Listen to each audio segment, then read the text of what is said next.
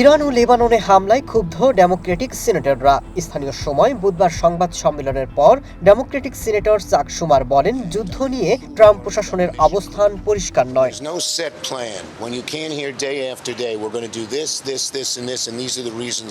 তিনি আরও বলেন, আমেরিকানদের যারা এই যুদ্ধের বিরোধিতা করছেন তারা দেখতেই পাচ্ছেন কি হচ্ছে। ইরাক যুদ্ধের পর যেমন অস্থিতিশীল হয়ে উঠেছিল, ইরানে একই হতে যাচ্ছে। শুধু সামরিক লক্ষ্য অর্জন নয়, বরং প্রশাসন গঠন এবং বেসামরিক নাগরিকদের নিরাপত্তা নিশ্চিত করাই সবচেয়ে বড় ঝুঁকি। ট্রাম্প কি চান তা আমেরিকান মানুষের জানার অধিকার আছে বলে মন্তব্য করেন ডেমোক্রেটিক সিনেটর রিচার্ড ব্লুমেনথাল। তিনি প্রশ্ন তোলেন, ইরান নিয়ে আমেরিকার সুনির্দিষ্ট লক্ষ্য কি? পারমাণবিক সক্ষমতা ধ্বংস নাকি প্রশাসন পরিবর্তন? এটি অস্পষ্ট। এতে আমেরিকান সৈন্য পাঠানোর ঝুঁকি বাড়ছে, যা জনগণের সামনে খোলাসা করা উচিত।